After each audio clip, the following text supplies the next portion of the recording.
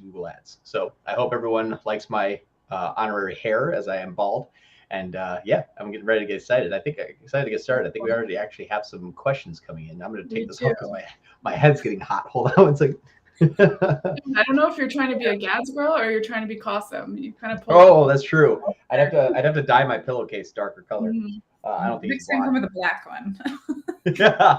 Oh, I have a black one too. Oh, that was such a missed opportunity there. Next week. Next week. Next week. Next week, yeah.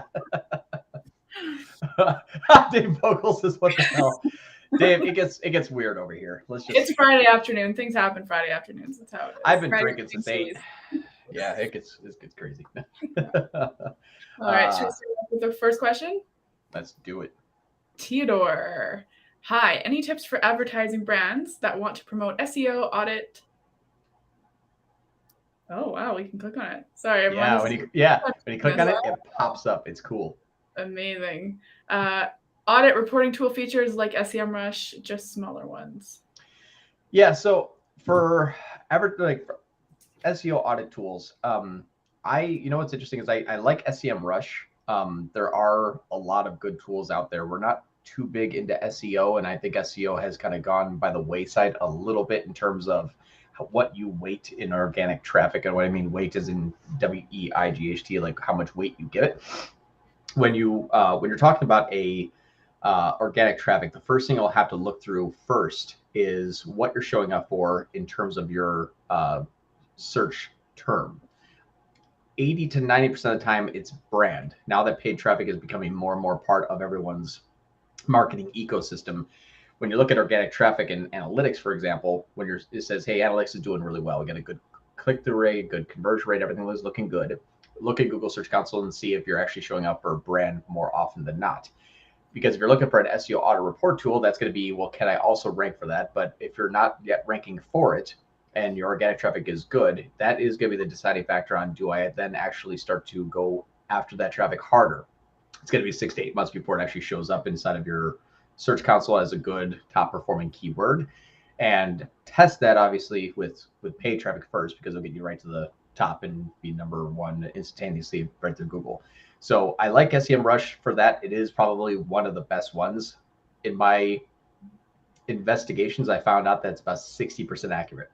If you wanted to give yourself a good baseline, get the trial version of SEMrush, run it against your own actual metrics and see how it's reporting against yours. And just know that it's also going to do that for other people. So use it as a diagnostic directional tool, not necessarily as okay, here's what I'm going to base the next 6 to 8 months off of. Hard with that, with hard-earned dollars. All right. I always call it SEMrush, but some people call it SEMrush, and I don't know what's right. So. Well, yeah, it stands for Search Engine Marketing Rush. So I always call it SEMrush. Yeah. Yeah. It's like niche and niche. There, people. GIF and GIF. All right, next question. Here we go. We have an eCom, 7 products. One product accounts for 95% of the revenue, AOV about $45, ROAS of 300%. Currently using max conversion value, TROAS. What bidding strategy is recommended for search and PMax? So one product accounts for 95% of the revenue. Here's the first thing you need to investigate before making a change is verify that. If in Google Ads, if the one product is accounting for 95% of revenue, it's the sales of that product inside of Google Ads also what's actually selling. If you look at Google Ads and you go into your analytics, go into the conversion tab, go into e-commerce, and then go into product performance, and then use the secondary dimension of the Google Ads campaign ID and see the difference there. You might find that 95% of the revenue is coming from it, but it's a self-fulfilling prophecy. Google will push what works, but it doesn't mean that that product actually sells. You can actually be selling only 50% of that item and 50% of your other items. And if you're going to make your decision based off of, do I use a TROAS or if I use a push harder or separate out the campaigns, verify that first. If your average order value is about $45 and ROAS is at $300, so you're looking at a $15 CPA. Depending upon also how much brand is in there, that's going to take into consideration. Also, your omni-channel performance, that's going to take into consideration, because if what you're doing on Facebook may be resulting in a good amount of brand searches, and those brand searches are converting at $15. That's a fairly low CPA for some non-branded and cold traffic only. So just verify that as well. I would actually, what bidding strategy I recommended for search and PMax, I would still use maximize conversions, because if that's not the product that's actually selling, if there's brand traffic and if there's omnichannel traffic coming in, your TROAS is basically just going to lock you into that traffic anyway. So it's not even really worth starting new campaigns. So if it's worth starting new campaigns to go out to more cold traffic, maximize conversions, or maximize conversion value, is going to be the most aggressive for that conversion-based bidding, which is going to get you closer to the point of optimizations where you can control that CPA and or ROAS with a TCPA or TROAS. Awesome. Thanks for the question, James. Yeah. Let's move on to Jason. This is a client of mine, actually. So let's see. He's asking, can you elaborate now on your overall views of feed-only PMax? Yes, this has changed a few times. Where are you at now? I know. Wait till next week when it changes again. Feed-only PMax is a very specific type of campaign. There's a few use cases, but typically a PMax campaign that is upgraded from a smart shopping campaign and no assets added and practically actually all assets deleted is going to be as mimicked as the smart shopping campaign originally was. It still serves on those same 4 inventories. A brand new feed-only PMax, which means not upgraded from smart shopping, is going to use primarily a inbound search and inbound shopping and display with a feed and display remarketing with a feed, and then some YouTube remarketing with a feed, but very little in the course of everything. I don't like it because it's basically leaving everything up to Google's interpretation. So Google's interpretation is A, what is on your site, B, how good your feed is, and C, what your competitive ecosystem is doing. If you think about running a standard shopping campaign and then don't control clicks or negative keywords, that's a feed-only brand new PMax campaign, honestly. It's basically like running standard shopping just without control. So if we're running a brand new feed-only PMax versus a brand new standard shopping campaign, means brand new PMax, which is not upgraded from a smart shopping campaign, I'd choose standard shopping over it still. Okay. Right. And one of the reasons why I actually just close this loop is that a feed-only PMax is upgraded from smart shopping is going to be 80% remarketing and 20% new cold traffic when you're talking about the grand scheme of things. Obviously, it could be varying way degrees in either direction, but just know that campaign is going to favor display more often. So it's not very scalable. Okay, next one here. Is it unnecessary to use many broad match keywords in a smart strategy campaign? Max conversion strategy. I have a campaign with max conversion strategy with 461 broad match keywords. Oh man, you're covering every word in the English language then. So here's a few things that I would tell you that I can't tell you yes or no. I can tell you how to diagnose and find out. So max conversions is going to take your broad keywords and make them as aggressive as humanly possible. I would actually prefer use maximize conversions with a TCPA if you would choose to, because that's actually going to do the job of adding negative keywords sort of for you. It doesn't actually physically place them there. It just stops going after the keywords that aren't producing because it's falling outside of that TCPA. That's step 1. Step 2, once you use a TCPA, you're going to find that a lot of the search terms are going to more often than not, about 70 to 80% time, match to the same, let's say 50 keywords and ignore the other 411. And you might be experiencing that now. If you go the last like 60 days descending by conversions in your keywords, not your search terms, your keywords, you're going to find a bulk majority. It's a kind of Pareto's 80-20 rule. 80% of the conversions are coming from 20% of those keywords. If that's happening, what that means is that regardless of even if a search term is matching another broad keyword exactly, Google may still give it to the keyword that's already performing well, even though those don't match. So that's what you're going to see is Google's just going to try to move all the searches to the keyword that's working well, so that it stops the lowest common denominator user that may not be knowing what's going on from stopping those keywords. So it essentially allows you to stop serving on, or stop showing non-serving keywords or duplicate keywords or redundant keywords. That's what it's doing, is trying to move it that way. So you're like, oh, well, those don't ever get conversions, and you pause them. It's going to go there anyway. But go into your ad preview and diagnosis under the tool setting, Google one of your keywords and see if it typically matches to the keyword that's working the best. If so, you can safely remove the other ones if they're not getting clicks and conversions at a decent, consistent rate. All right, awesome. With DSA or PMax DSA, how does Google work in creating headlines when products and content on the landing pages have trademarks in the text, such as Nike, Volvo, etc. Does it automatically avoid them? You know what's funny is I've had this happen where it didn't avoid them and then it disapproved its own ad. And it happened a few times. One was Rolex, by the way. So yeah, it doesn't. It actually, I ran a DSA campaign to the page that says we buy Rolexes, and Rolex was in the headline. And says nope, you can't say Rolex, and it disapproved the ad. Now it didn't necessarily disapprove the ad when I opened it up to other landing pages. So if your dynamic ad target's only on one page and the dynamic ad target has a title of the brand name in there, it might just not run. I haven't seen it actually disapprove its own ad. It just doesn't run. Then I open up other dynamic ad targets, all of a sudden it runs, and then the landing page report says that page doesn't actually get any results. So it seems like it's just avoiding it right now.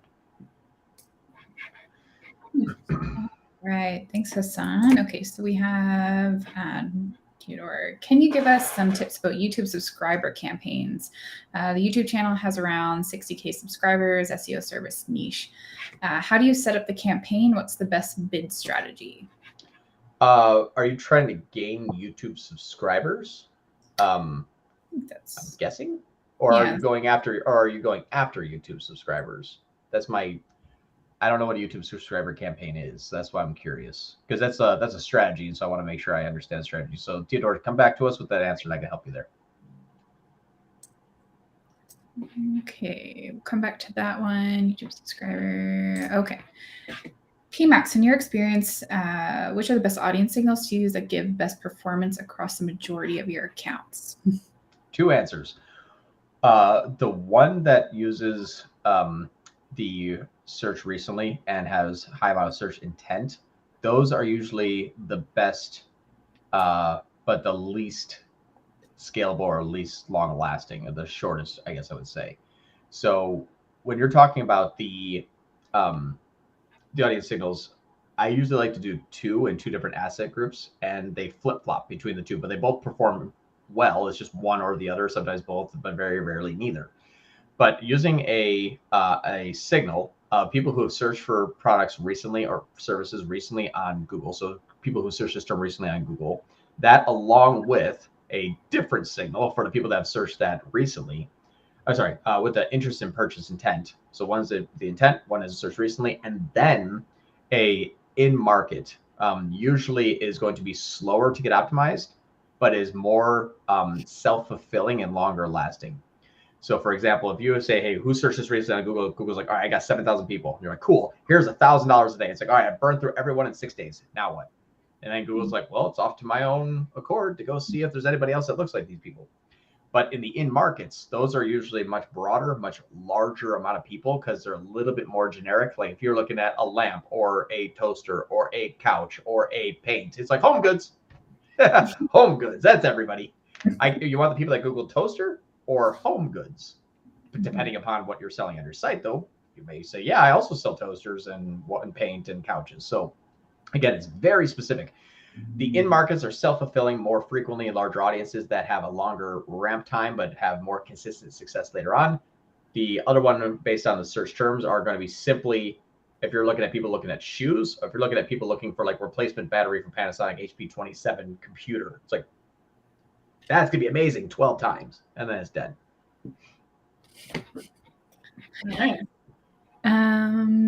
Okay, yeah, we can go back to Theodore. Just Theodore said yes to the subscribers. So getting subscribers. Yeah, so I'll let you in on a little secret. You're not going to be able to get YouTube subscribers until you get a lot of organic content. What I mean by that is, like, for our YouTube channel, I think we have like over 1,000 how-to and helpful advanced tips, basic tips across the board. And now we get like 1,000 subscribers a month-ish.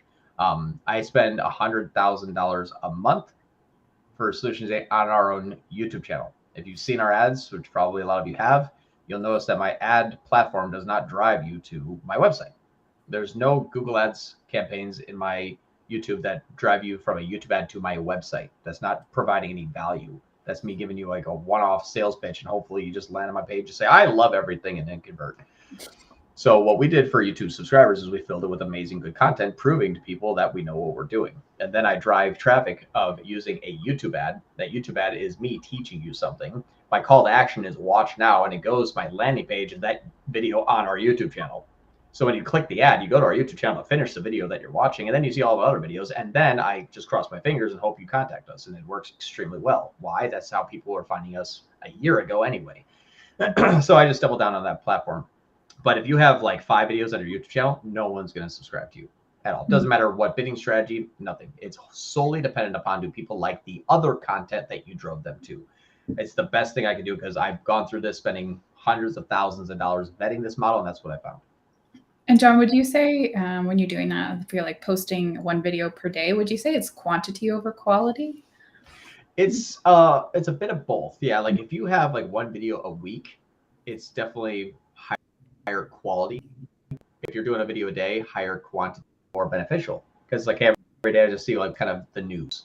But you're doing like once a week or once a month, that's going to be the breaking news. That's a big story. I'm trying to analogize it right now. It's not really working out. But if you're going to be producing smaller snippets, you have to do more frequently. If it's going to be bigger 30, 40, 50-minute videos, you want to do it once a week, that's fine. Just know it's going to take you longer to get that content because after a year, you have 50 videos.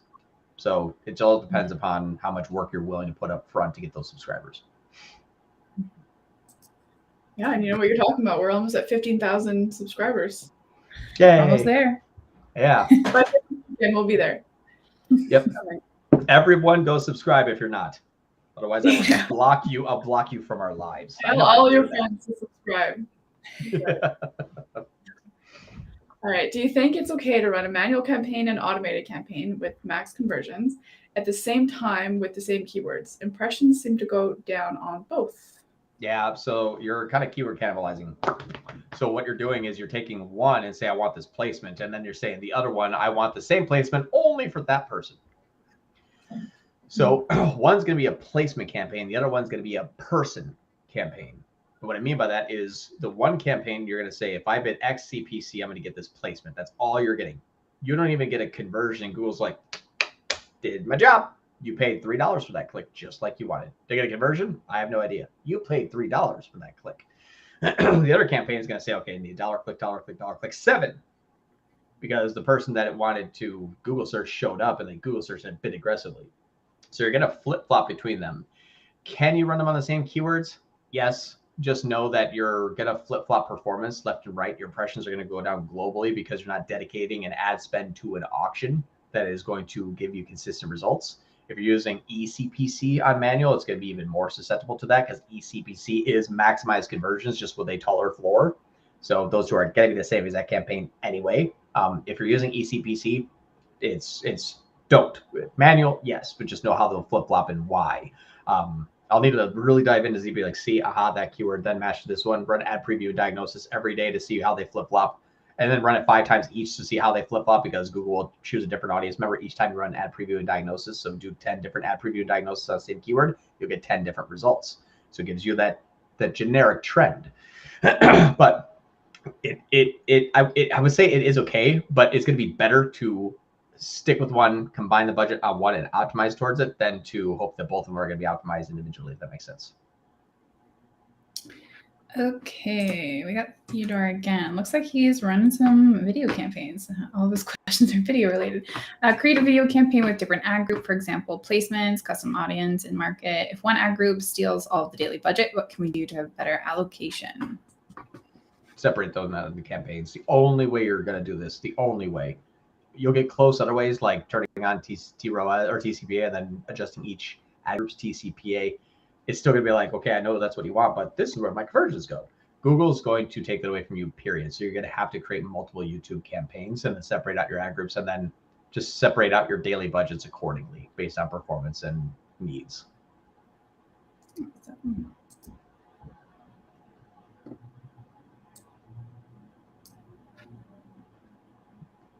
Oh.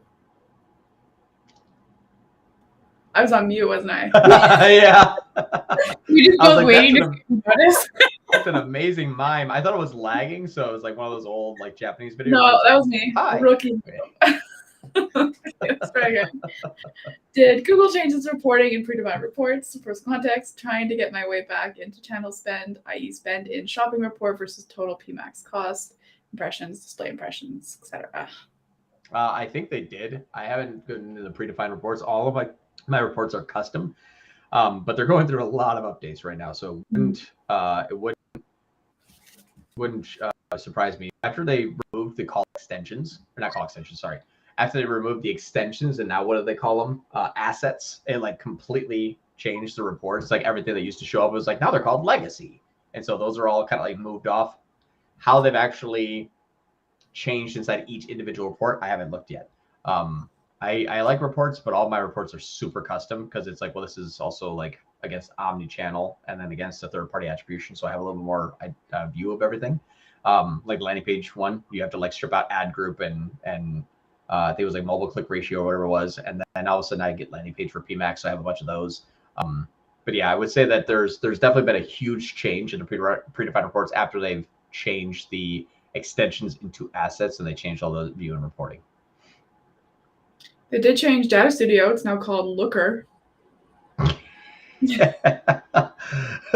Looker here at your report. I like Data Studio. It sounds way better than Looker. Yeah. I hope someone at Google got fired for that one. Okay. Doing a PMax benchmark for various clients and observed that ROAS directly correlated with overall video spend. My theory is that clients who use only merch feed or feed have softer performance due to less reach. So your PMax benchmark, ROAS directly correlated with overall video spend. So you're saying that video spend inside of PMax, like your views and your cost per view, or are you saying that if the account also has video, running like a YouTube campaign in addition to PMax, those are going to be two different responses for me. So I just want to see make sure that I'm addressing that correctly. And you're saying my theory is that people who use only merchant feed have softer performance due to less reach, or it could be the merchant feed is also doing more dynamic remarketing of other sources and not of its own. So yeah, that's where that feed only, like I was saying, is going to be kind of that like heavy display.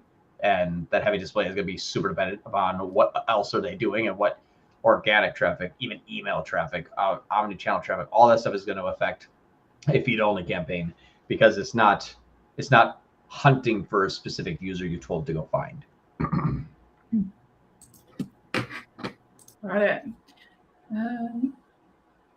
Oh, he says, yes, if they don't spend on video and PMax because they're doing merch feed only with no video. Right. And so I would make sure you're using data-driven attribution and then go into your columns, go into your segment, go into conversions, go into add event type. Make sure your view engaged conversion window is set to 30 instead of 3. And sometimes that could be the reason why you're seeing a whole bunch of conversions that actually never even clicked, but they're attributed to view engaged conversions on video, which means they watched longer than 10 seconds, then converted within the conversion window, even if they didn't click anywhere in Google Ads. End of rant. Awesome. How big of an impact is the audience signal for PMax, given that Google will still expand outside of the indicated signal? It's a hard target with expansion opportunity based on performance, and it's a big scenario. So we say go there, and it says I don't agree because why? Well, you put a T-ROAS as a TCPA on. I'm going to go that way because I know them. That's a data loss. Or we say go there, maximize conversions. It's okay. I'm going to overspend, and I'm going to keep overspending. They're not converting, but I'm maximizing conversions. Well, how many do you expect to get this year? 1, but I maximize it. Let's beat it to death. So it's really a suggestion depending upon your bidding strategy, and then the results of that is going to decide whether it stays there or goes off on its own. Best way to do this is run multiple asset groups, and let's just say 10. And those multiple signals, you'll find that when you look in your search categories, because search actually is search and shopping. They have a shopping search, or if they have a search and they click on a shopping and they click, shows up in your search category, also in your listing group. But then you'll have to see if I have those shopping conversions. How would I describe this? It's actually going to be overlapping with other asset groups, and you'll see that by going into search category, clicking on it, and it'll show you like 10 asset groups. It says that search term matched all 10 asset groups. Okay, but which asset group got all the clicks and conversions? Well, this one out of those 10 got most of them. That's the signal that's bringing you to that. Okay, awesome. Next one. With traditional search ads, have you noticed the same policy restrictions, i.e. health and medical field, in PMax as well? I understand that using PMax, some restrictions fly under the radar. No, PMax is amazing for just like bypassing and selling illegal crap online. It's great. For the most part. Like I was trying to run a search campaign for a prescription drug. We had a very similar product, like a competitive campaign. I couldn't even get the keyword approved. I run in PMax, I'm getting just conversions left and right. Like they just were like, and then it even says disapproved and then runs. I'm like, whatever. So PMax, I think when it was being pushed hard, which is earlier this year, I think that may change shortly. So don't rely on that for your like next quarterly and annual goals. But right now, yeah, you can fly under the radar where search wouldn't, because it's not using search all the time. That's the difference. Okay. James again, PMax strategy, one signal per asset. How do you analyze the result given that PMax does not share much information, which makes it difficult to analyze and make the right decision? Does it ever? Yeah, I do the same thing. So what channels are coming from? Obviously, look at your view engage conversions versus your click conversions. Look in your listing groups, look in your search categories. The delta between the listing groups and the search categories is going to be what actually came in from search and not shopping. If you're getting high view rates and you're getting good click-through rates, so view rate above 22%, click-through rate above 0.5, you'll usually see that's going to convert inside of Google, but more often not even through Google, outside of Google, if you're running a brand campaign. How do I analyze is like literally my entire job right now. And so there's a lot. But I would say with more specific, if you're looking at just asset per asset group, do what I do. Go into your search categories, open it up to 28 days. And when you see your top search category with the most amount of conversions, and let's say you have 10 asset groups, James, I would invite you to go look and then come back and tell me if I'm right. Whatever asset groups you have, your top search category is going to match to about 90% of those. It'll say if you have 15, it'll be like 14. When you click on that, 14, you're going to go into a new page, descend by conversion, and you'll see that one of those 15 asset groups probably has 80% of the conversions. Please check it out. If you can, come back because I'd love to know if I'm right. All right, James has some homework. Yeah. All right. Next one. Hey guys, we have a PMax campaign running for our e-commerce clothing brand at a budget of $10 a day. Should we increase our budget by 15% every 3 weeks? Arms of Andes, if you're making that work at $10 a day, I applaud you. That's amazing. That is amazing. Yeah. I mean, I don't even. Yeah, I have brand campaigns that struggle at $10 a day. So that's really, really, really good. That 15%, here's what I would say. Because the $10 a day, you're not really going to benefit for adding $1.50. I would do like more bigger swings because $10 to $15 a day in Google Land's not that much. So if you're like, I'm hitting targets, sometimes I overspend, sometimes I underspend, which means I overspend, but then Google has to pull back because I overspend, so it then underspends. If you see that kind of like high spend, low spend, high spend, low spend, high spend, low spend, it means it's wanting more budget and it's spending more budget, but then has to pull back. So if that's happening, hey, imagine get a 6 ROAS. That's awesome. It's not all brand in your search categories. Is it Arms of Andes? Because if it is, we got to change course violently. But if it's a good mix between brand and non-brand, then I would actually start to bump it up, 15, check it a week. If it still looks good after that like week after bumping up 15, because it's not that violent of an increase, bump it up to 20. And then once you hit a point where it's like 20, then like 30, it's like, like ROAS dipped hard, then pull back and then give it some time. Awesome. All right, James again with the PMax questions. If brand search terms are not visible in search category, how do you analyze whether PMax drives warm or cold traffic? Well, here's a good way. If you're saying that your branded search terms are not showing up in your search categories and they're getting conversions, and that's the majority of that PMax's campaign conversion, that's a good indicator it's cold traffic. If you want to get hyper specific, capture the G-CLID upon your conversion page, and then upon the form that it is converted. So people that entering first name, last name, email, phone number, credit card, all the other stuff, capture G-CLID as a hidden field. Pull that into even a spreadsheet of that G-CLID, export all those users, import that as a separate conversion action called new customer, and then Google will actually match that G-CLID to the campaign that drove you that new customer. And if they're all coming back into PMax, you verified it. Okay, next one. I think we kind of touched on this. Are there any audience signals that you use in every asset group? I think, John, you kind of went over that already. Yep. I use everyone, honestly, but it's not in every asset group. It's in multiple asset groups, but it's like search recently, search intent, and then audience affinity, audience in market, audience life event, people who browse these type of websites, this interest in demographic. I will test everything because that's what your job is on PMax, is to give it every hint that's relative as you can. and then you measure accordingly and react accordingly. John has commented on overall budget share for PMax. How connected is this to a brand's AOV? It's not, the budget's not connected to the AOV at all. The CPA is connected to the AOV and is connected to the LTV. I'll give you a really good example. This is a common math that I do. I'll drop this in the chat. And I'll explain this because the reaction to the budget is, just make sure I'm not saying anything. Okay, here. So this is an actual conversation that happened with a client. Can I hit all chat? Or I actually don't think I can chat. Can I do this? Who's the owner of this? Is it you, Leandra? I think so. Slack it to me and I'll see if I can chat. All right, I'm gonna Slack it to both of you to see who has it. Or Julianne, if Julianne's still here, maybe you could post it as well. I'll just do all of us here. If we can, see if we can post this, and if not, I'll just share screen. Let's see. I'm gonna try. It might stop it because of the character limit. Actually, it might stop it because of the character limit. Just pull up, just pull this out here.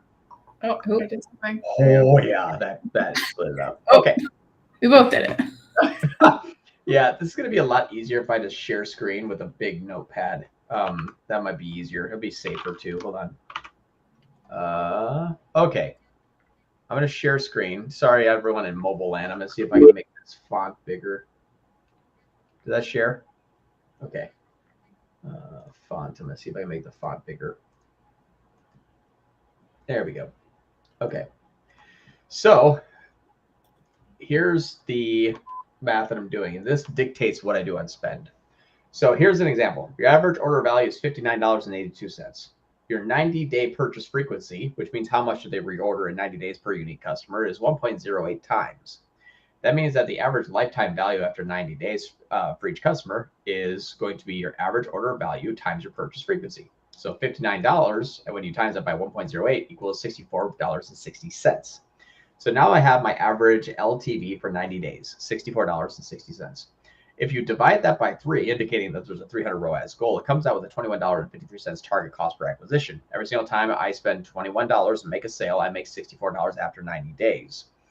If there's 179 orders in the last 30 days, here's how this client was averaging out. So current CPA versus 9-day LTV. So we have $5,119, and that was divided by 179 sales. So it's a $28.60 cost per acquired new customer. It's off my goal of 21. Now, I'm not counting Amazon sales that are attributed to this, or sorry, Amazon sales that's being attributed from our campaign, meaning that we do a lot of YouTube and that sells on Amazon. We've identified a correlation between when I drop down and when I increase. You see Amazon increase and decrease. So if I added Amazon, I'm lower than 28, but just Google only is $28. So because our ROAS is increasing as we scale, it means that our CPA is reducing. So after we keep scaling up, let's say 15, 20, 30%, then I'm seeing that it actually gets a little bit more efficient and my CPA starts to drop. So now what daily budget do I recommend? An increase of where we're at right now. That's not going to kill the campaign, i.e. usually 20, 25% of what we're currently at. Now, it all depends on your profit margins, but this is the path that we're using for this particular client to get a 300% return on ad spend. Hopefully that gives you some insight as to how we're calculating daily ad spend to goal. It's all dependent upon CPA, 90-day LTV, because I can spend it in next year's LTV, but no one wants to be negative profit for 2 years until 3 years later. Now we're starting to make a profit. So this one gives us a little bit of ramp up for the next 3 months, but then it's a rolling 3 months. So hopefully that helps. Yeah, I'm glad that was recorded, so we can always go back and watch what you did there. I just see a question that's kind of on the same topic, so I thought maybe I don't mean to jump anyone. Just since we're on the topic, I thought it made sense. This one from James. Oh, and yeah. About a lot as well. The strategy of focusing on CAC versus LTV as opposed to ROAS. How do you act when customers don't know their CAC and LTV, and for people who don't have Northbeam? Yeah, so that's actually that calculation I did there. I did nothing but use the client's backend Shopify that they give us access to and Google Ads. I'm not measuring anything else. So that's what's interesting is I'm using all of our Google attributed conversions and then looking at customers, how many are new, how many repeat. One quick tip: if you are on Shopify, download the Buy the Numbers app. BY, not BUI or BUY. Buy the Numbers, BY, Buy the Numbers. It's a free app. It'll tell you how many new, repeat, how much revenue you're making, who those people are. It tells you all that stuff about your new and repeat customers. So it's a great prover of data rather than like exporting all your customers and being like 1111112. Okay, remove. So really easy to give you a free tool in Shopify to tell you how many new customers you got last week.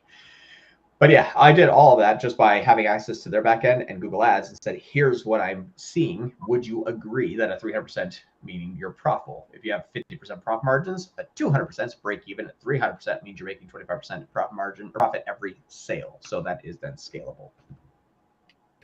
It might be worth to note here, the Buy the Numbers app, if you're in Shopify. I'm sure you've mentioned it so many times, but purchase frequency and that kind of thing, you can find that in Buy the Numbers. Yeah, the purchase frequency is amazing. I love all that stuff. It's great. And it's free. We love free.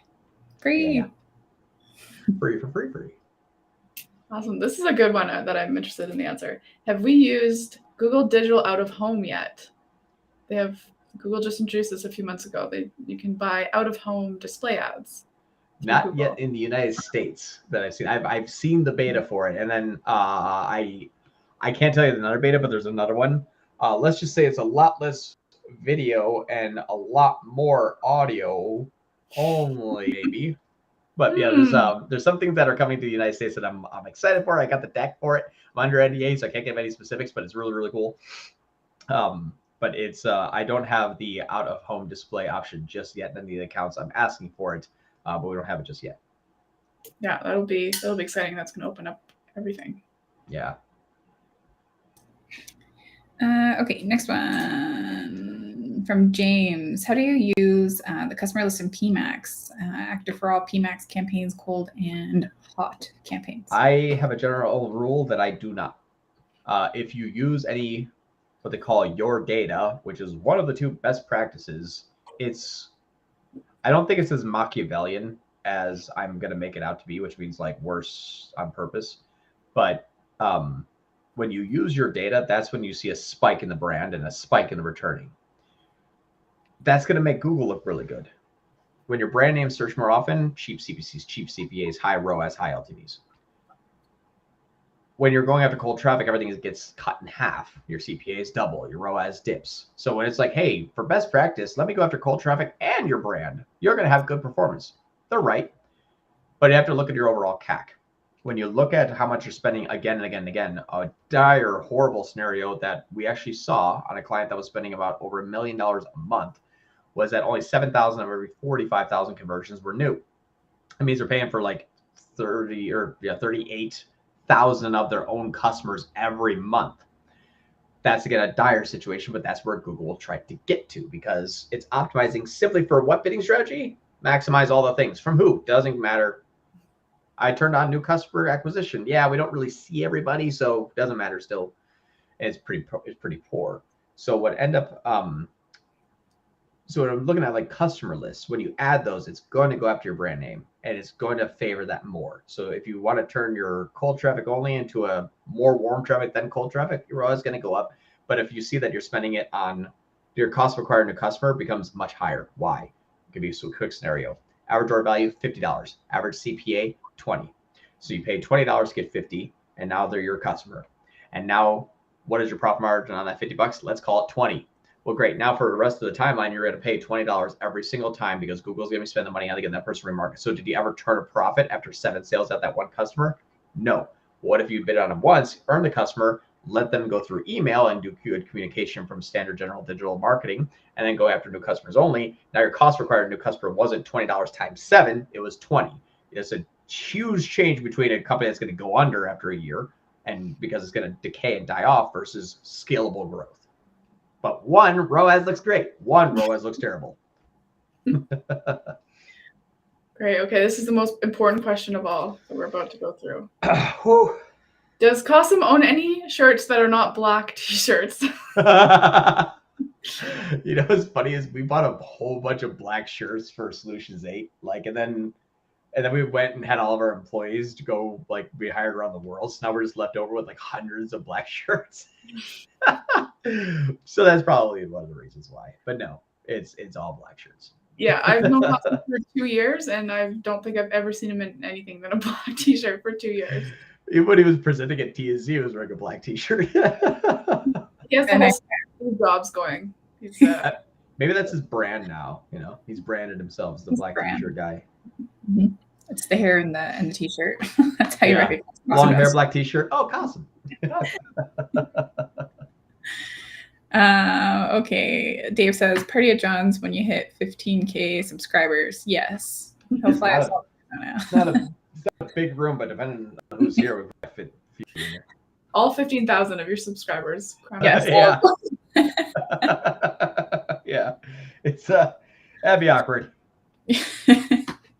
All right. When you report results to clients, you use Google Analytics data or Google Ads data, given the data differs. Client checks their own results in analytics. What do you recommend? Shorter answer is yes. Which sucks, I know. I usually like to cover everything, and I do a lot of client education right up front, or they're not our client, period. I cannot convince a client where to look if they don't want to look. So I'll educate them where to look. If they choose not to, we don't take them as clients. Simple as that. I'm not going to be held to a false number and being essentially judged by that when it's an incorrect number. So my recommendation would be upon new client onboarding education. Here's a few things. One, all of our reporting comes from Google Data Studio, now called Looker, that is saying this is where all of the same columns from your Google Ads campaign is going to go. Why? Your Google Ads data and Looker data will be 1-to-1. It's going to be pari passu. It will be perfectly equal. Your analytics are going to be off. Why? Analytics only counts what happened that day. Ads counted what happened 90 days after they generated the click. So this is going to count after I earned the user. After 90 days, they converted. How? Doesn't matter. I brought them. They converted. Good. Analytics. This is where they came back and converted. Those two numbers will not match up. I count the numbers that I know I'm generating for you as brand new cold traffic, not brand. How they come back is up to their own free will. We're kind of like a genie in the Aladdin. I can't control love or free will. That's where they go. So don't use that data. Do a good education. Once you get them to understand and buy in, because it's true, we're not like selling something here. Once they understand and they know that's true, then it's a lot easier to maintain the client. If they say, no, I just want to look at analytics, then say, okay, here's how I can actually hurt you. If I do nothing but get 100% of your own branded traffic, your organic's going to die. Your direct's going to die. And my paid search channel inside of analytics is going to look amazing. If you want to measure that, we want to get into that combative argument. Just know that you're setting yourself up for blind failure, even if you don't choose me as your agency or move elsewhere. So just know that's a fail point. And then once they kind of hear, they're like, oh, okay. Like now I get why that you've exposed a liability rather than giving them an asset. Educating them gives them an asset. Teaching them where there's a liability protects them even from their other agencies like Facebook agency, all that kind of good stuff too. Yeah, that comes up a lot. Yeah. Dave, regarding YouTube placements, how many impressions do you allow without a click before you remove it from your placements? How many impressions allow? That's depending on the view rate. I usually don't use placements a lot though, and I know that's probably like I probably had like 12 people on this call throw up in their mouth bit, and I'm okay with that. Placements typically for me are way more expensive than an automated bidding strategy to an affinity in market or a DSK keyword. Well, not DSK, that's gone. An audience signal, I guess now what we're calling an audience. It's a hard target right now on YouTube and Discovery. But yeah, placements are good. If I'm going on placements, my opinion is I'm not there for conversions. If I want conversions, I'll let Google find my conversions and monetize towards that where those conversions are coming from and target those people based on how much daily ad spend it wants to deliver to those based on consistent results. I look at placements as in, I know my audience is there and I'm going to spend there because I'm warming up a cold traffic audience, trying to get them to pivot into my idea. After 1, 2, 3 months, there's not a sign of relief, then I'll cut it off. My placements are not measured by conversions. They're measured by view rate, click-through rate. And then you're going to remarket to those people in other channels or other campaigns anyway. So that's not a really good indication of success. But if I'm targeting a channel, like a placement or even a video on a channel, and I'm getting like 5% view rate and no clicks, I'll shut it off. Obviously, if they're not engaged. So you have to use vanity metrics, but because you're not trying to get a conversion. So hopefully that helps. Awesome. Okay, next. I just realized I say hopefully that helps like all the time. I'm gonna try to stop doing that. Hopefully it does. Good luck, buddy. Okay, for smaller new accounts around 500 euro, which is sorry, I love this guy. Sorry about that. I'm so sorry. I'll keep going. Oh. I'm such a jerk. My apologies. We're good. 500 euro, almost on par with US dollar at the moment, so we know. Yeah. Do you recommend using broad match with smart bidding to let the algorithm learn faster, or exact match with manual to keep more control? Yes, I have a really good point of delineation between if I would go one way or the other. With smaller budget accounts, I usually prefer broad match, cheaper CPCs, but I'm also getting a lot more search volume that is going to find the pockets of success. I can't share with you this client because it's a white label partner of ours. It'd be bad, but there's a client that we have that does plastic surgery in Chicago. Imagine the CPCs for major metropolitan US city and plastic surgery. We're talking $100, $200, $300 per click for like breast implant surgery, like top of page. But I get an average of $2 CPCs for things like what is the cost of a fat transfer in Chicago? And I'll pay $2 a click and I can get like 5% conversion rates. That is money all day for us. So my opinion was with lower budgets, you can't afford the manual bidding. Why? Manual bidding is going to try to get you a placement. And if we say, well, I'm going to be going to a lower placement, that's fine. But just know at the bottom of the page, you get the leftover junk. You have to try to afford to be at the top. But if you go long tail, broad, you can afford to be in the top 4-pack and still get the good conversion, but you're paying 50 times less. And I mean, there's a $100 click and 2, that's 50 times less, higher volume. So because we simply can't afford placement, because no one wants to be placed at the bottom. When I say afford placement, you want to be placed at the top. We simply can't afford it. I default to broad and smart bidding. That helps. Stop doing that. That does help, Gert, and do it. I like Gert. We talk on LinkedIn all the time. We're gonna get shirts. Hope that helps.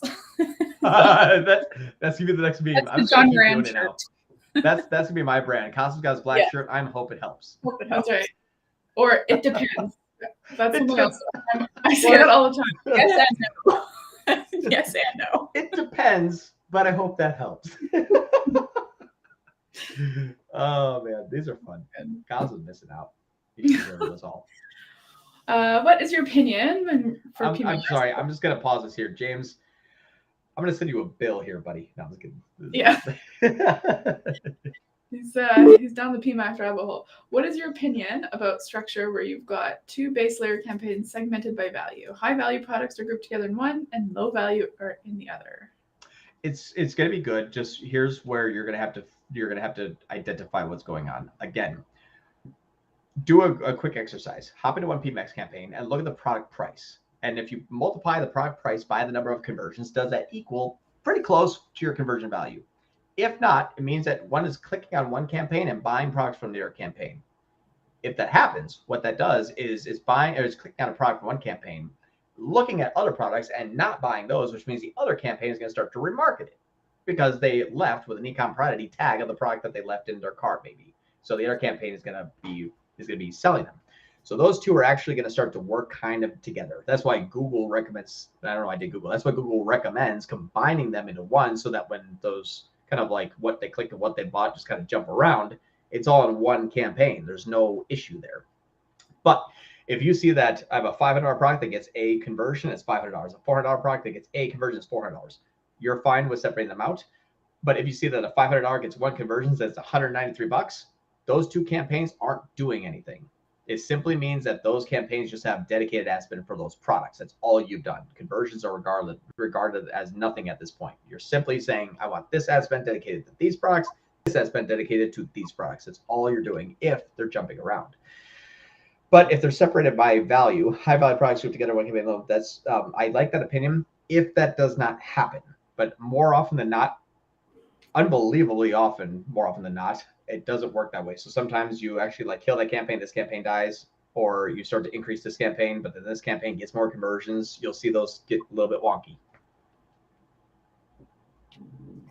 Okay, we have about 10 minutes left, so we're gonna try to rapid fire as fast as we can. What have we been Leander. doing so far? Rapid fire. We gotta speed it up. John speed. My PMax campaigns shifted the majority of my traffic to display away from shopping. I've lost 70% of my impressions. I didn't make any changes, and I'm stumped. How do you troubleshoot? Oh man! All right, so you got to actually reduce budget. I have a video on our YouTube channel called how to manage your PMax campaign without AT rows or TCPA. What that does is that I'm going to rapid fire this. There's 6 channels in Google. Your daily ad spend is dedicated to this channel because this channel is working really, really well. The demand falls to this channel. It says, well, I still like money. I'm going to spend the money anyway. Where does it go? Display, YouTube. So it's simply just spending the leftover of your budget on those other channels. It's very similar to search with display expansion. When your search budget is expended because there's no more inventory, it just blows the rest of it on display so Google makes its dollar. Lower your budgets, it'll actually go back down to the shopping network. But if you lost 70% of your impressions, cut your budget in half. See if that spikes up your conversions. And it may have happened because last week was Prime Week, which screwed up like 50% of the advertisers. So just know that that is a thing. It may come back soon, so don't make a violent change. Maybe just reduce in the short term. Good job. That was fast. Yeah. My brain hurts. All right, Donald. For shopping PSA ads, I have a max CPC of $2. Why am I seeing $8 CPCs? Do you have eCPC turned on? If so, your CPC can change up to anything Google wants. It used to be 150, then it went to 250, and now it's an undisclosed, which means whatever we want. So if you're using a CPC without enhanced, it'll cap it. If you're using a CPC with enhanced, it means it can a $2 bid can turn into 10 if it wanted to, if it thinks it's going to convert. Good job. We're slow, Leander. It's us. We're holding it up here. You give me time to catch my breath. Thank you. Okay, next one. Search campaigns. What's your opinion about using keyword final URL instead of ad group final URL? We're using keyword final URL instead of ad group final URL. I'm not sure what we're talking about here. Fair. Oh, are we talking about like skags-ish? If James replies. No. Okay, we can come James, back. do you elaborate a bit? I'm not sure what we're talking about. If we're looking at like, are we talking about like the tracking template? The final URL? Or are they just, there's a few things that I can interpret this as possibly incorrectly. So elaborate a little bit, please, if you can. Okay, we'll come back. I'll get to it before we'll come back to you. All right, I'm skipping to Arms and Mandy's because Late on Breaks wrote a 3-parter and it's a bit long. My standard search ROAS is 1, but my PMax ROAS is 6. Is my standard search feeding my PMax, or can I turn off standard search without affecting PMax? Is your PMax search categories branded? If so, it's probably capturing traffic from other sources, including the return traffic from your standard search. I've been to tools, measurement, attribution, model comparison, change the first to last click, comparison, go back as far as you can, use a 90-day conversion window if that's what you're using there, and see if they're jumping between the two. If so, yes. Great. When I say jumping between the two, I mean like first clicks lower, last clicks higher. Perfect. Sorry, Melissa, I just clicked on one, but it was your turn. But should we test different audience signals in one PMax campaign, or should we create a new one? No, test them in different asset groups. If you're using lead generation, then new campaigns. You keep going, Leandra. Now I'm lost. Where are we? You're on a roll. There's so many questions. I like the strategy of focusing on CAC LTV as opposed to ROAS. How do you